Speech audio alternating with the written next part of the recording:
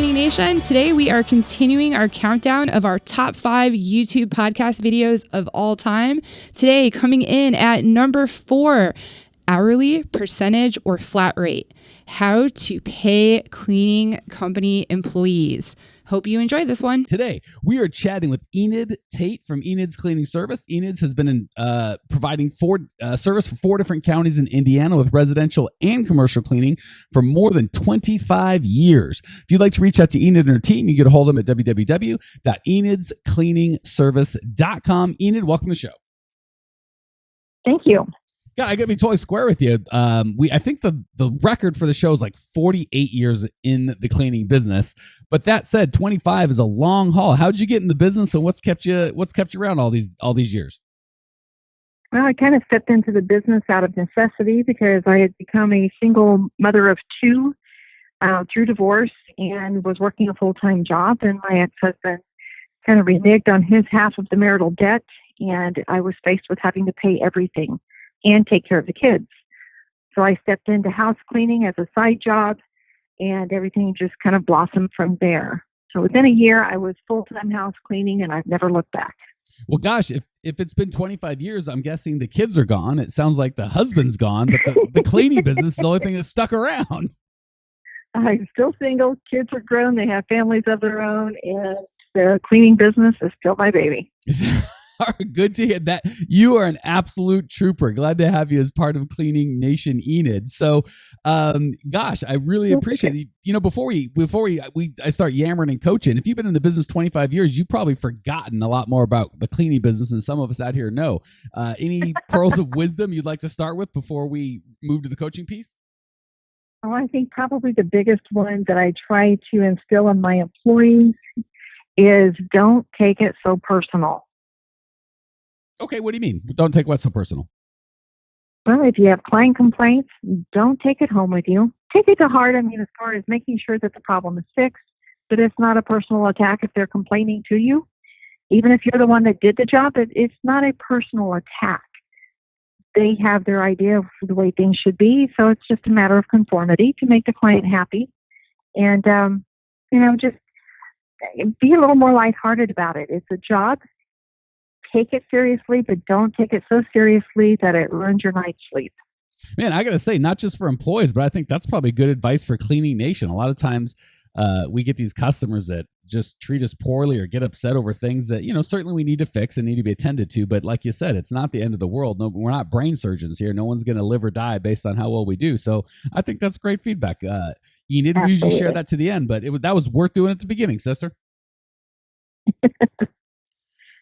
All right, cool. Well, since you've given, we've been here 3.5 minutes. You've already given some fantastic value. Let's turn the tables and see if I can bring some value to you, my friend. What's going on in your world that I can help you with?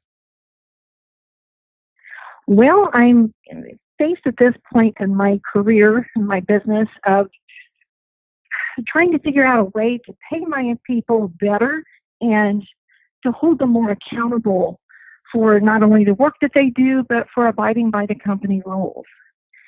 So I've been tossing around the idea of percentage-based pay with maybe 4 different percentage categories, let's say 30%, 35%, 40%, and 45%. And where they fall on that pay scale depends on how well they're abiding by the rules, how well they're keeping their customers satisfied, attendance, and whatever else the issues might be. Okay, cool. I'd love that. Go ahead. Sounds like you had more. Yeah, I also like the idea because in the wintertime, business falls off, and it's harder to predict how much money we as the company are going to make, and also for the employees. So it makes it more predictable on a financial realm for the company, and also for the employees. It's going to give them more peace of mind knowing how much that paycheck's going to be each week. Okay, cool. So big fat disclaimer, when I had my cleaning company, we only did commercial, and I always paid by the hour. But I've had other companies, construction, my car dealership, where some employees were paid by piece or by job or by the work that we did. So I've definitely had dozens, if not hundreds of employees in both categories, but on the cleaning side, I've only used the hourly rate. That said, of the people I coach, I'd say it's probably 80-20, heavy to the hourly, 20% doing the flat rate. So just want to lay that foundation kind of what the landscape is from my perspective of, dealing with hundreds of owners of cleaning companies a year and helping them grow their business. That's kind of where we're at. That is definitely one of the things where I don't have a strong coaching in terms of there's certain things I just say, this is the right way to do it, right? Niching, understanding your customer's pain and communicating that. What we're talking about does not fall into that. And just giving you a preface and then we'll answer your question, Enid. This doesn't fall under that. Like the right answer is, I don't have that. I can absolutely support both pay models. And I wanted to spend just a minute or two kind of going over the benefits and disbenefits of each, not to try and sway anyone, just to kind of lay a good foundation that we can build on. What were you going to say, Enid? I was going to interject that I actually kind of use both pay scales right now because my commercial people, my commercial employees, they do make a percentage, or we call it a flat rate pay. So they get paid a certain amount for each job that they do, and they always know what that amount's going to be. Okay, so you've already... My day shift people cleaning houses are making it by the hour. Okay, so you've already implemented this in part of your company, and you're just looking to extend it to the rest. Yes, and the buy-in from the day shift employees too, convincing them that this is a good thing to do. Okay, and give me your experience, and this is kind of more just one-on-one coaching in front of a couple thousand people. But give me your experience with making that transition, or with did you transition to that on the commercial side first, or is that just always how it's been? That's the way it's always been with the commercial. Okay, and it sounds like you're having a good experience with that, or you wouldn't try to implement that company-wide. Yeah, the only downfall to it on the commercial side is my people will tend to want to pick and choose which jobs they want to do by taking the higher paying jobs for what they deem to be the higher paying jobs versus the ones that don't pay as much. So they want to pick and choose what job they want to do. Okay. And I will say I do like kind of a flat pay for cleaners being consistent. So if I were in your shoes, I would switch the commercial side to hourly, or the residential side to flat rate or piece rate, or however you want to describe it. But I don't like kind of those two parallel payroll systems. So for whatever that's worth. All right. That said, let's talk about making that transition, how to do it right, what to be aware of. So the big, fat, easy, beautiful way, which as a coach, I love on the flat side, is just like you said, you can nail your cost of goods sold nearly to the percentage. You can just say, well, my cost of goods sold is always 45% or 50 or 55 or whatever, whatever you've got, which is lovely. So it's only one. I don't want it to be like, well, there's 3 on the good side and 2 on the bad side. This one's a big one. This counts for like 4. The ability to nail your cost of goods sold like that is fantastic.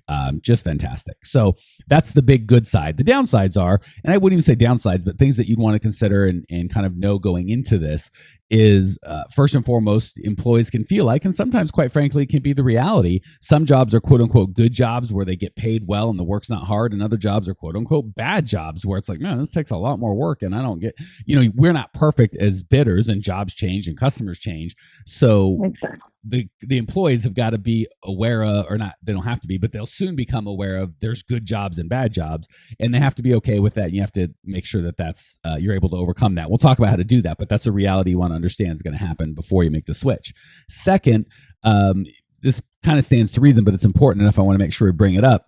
There's the quality issue, right? If they're getting paid by the hour, they'll stay how they're going to stay. And when you move to flat rate, the typical human response is, well, if I get paid $100, whether I do this an hour and a half or 3 hours, by golly, this is going to happen in an hour and a half, which is fine if the result is the result that you promised your customer. When they start cutting corners and not providing that result, now we've got an issue. Chances are. Yeah.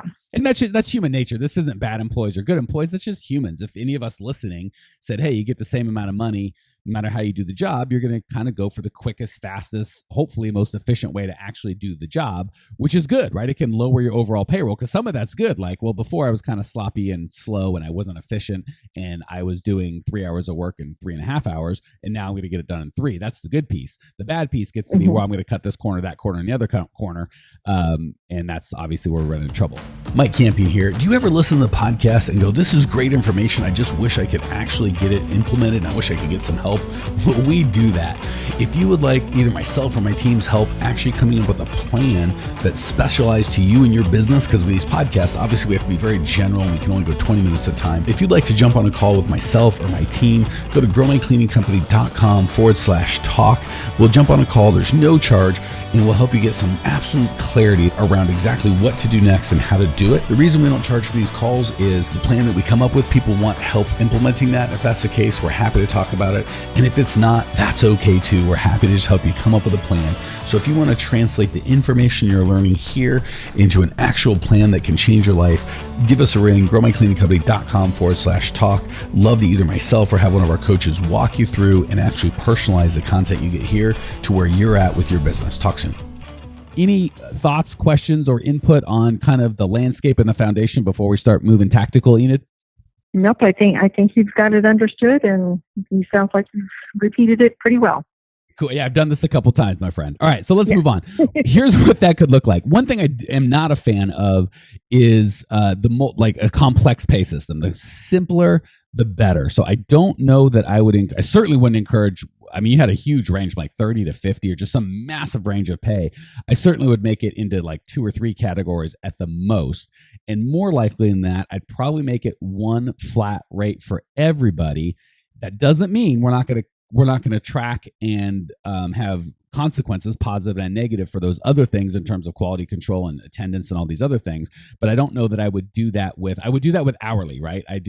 So let me build another foundation. The things that I generally want you or coach my folks to do, kind of judge their employees on, so to speak, are time and attendance, which is showing up late, not calling in at the last minute, or showing up at time, not calling in the last minute. Quality of work, which goes both ways. They get positive points, obviously, for customers that call or email or say, hey, I just want to let you know, Enid did a great job. We love her. Mike did a terrible job. He sucks. Whatever the case may be. That's the second one. Third is time. When on hourly, I want to make sure, like, hey, you're within the times that I send you, and I do everything red, yellow, green, not just with this, but I run my whole businesses with that. Green means you did a good job. We love it. You're open for all the bonuses. Yellow means you're below standard. You're not doing what you should be, but you're not going to get fired. Red means you have to either move to yellow or we have to part ways. So the things that I'm going to start. So Enid mentioned the things I want to pay for: time and attendance, customer satisfaction, both good and bad feedback, how long it takes them to do the job, and then the last one I use is core value match. Right? I'm a big fan of having my core values, attracting people that are attracted to those core values, and if they're not living out those core values, it's going to be hard for me to promote them. And if they're really strongly living out those core values, I'm going to be more inclined to give them more money and or promote them. So those are the criteria that we talked about, because you said you want to give them higher bracket, so to speak, based on the criteria. Those are the criteria that I would recommend that you use to judge what their pay is. But I shouldn't say what their pay is, but where they're at. The way I'd look at it is I would just pick a rate. 40, again, it's going to be different for commercial and residential, right? Your commercial might be a little, you might pay a little more as a percentage, and residential maybe a little less, certainly if you're doing larger commercial jobs. And then I would take the extra, right? Say you were between 35 and 50. Let's just say you call it 40%, right? I might take 2 or 3% and make a bonus pool that I spent every month for people that qualified. So instead of constantly trying to move people from this pay rate or bracket to that pay rate or bracket, and then you move them up, but then they don't do it. It's like, well, now do I have to go have an uncomfortable conversation about moving them back down again? That's a lot of management on your part and a lot of opportunity for them to be upset with you to be upset with them, and neither of you working on what you should be working on in terms of growing your company. But if you had a pool of $1,000 or $500, or obviously I shouldn't even give a dollar amount, some percentage, 1 or 2% of your, maybe 1% or 1.5% of your total budget, that you said, hey, this is going to go into employee development, and every month we're going to have a new deal, and maybe you could get raffle tickets every time, for everyone that shows up every day on time with no call in, it gets 20 raffle tickets. Or maybe if you show up late or miss one, you're out of the raffle for this month. And there could be anything as little as, everybody that qualifies gets a $20 gift certificate to Starbucks or a movie theater, whatever you like, as much to we're going to take the whole $800 and one person is going to get it. Or the number one person that gets the most raffle tickets gets the $400, and below that gets $200, and below that's $100, and the next two get $50. You could do a wheel where they spin. But long story short, instead of constantly trying to manage and put people in different pay brackets and kind of create all sorts of potential animosity, I would just have a flat pay bracket and then give them benefits when they do good stuff and make it fun and creative, right? You don't want to have the same thing every month, because then they start seeing it as part of their pay package as opposed to a bonus. But if every month you've got a new kind of promotion going on, they always are like, A, it's fun.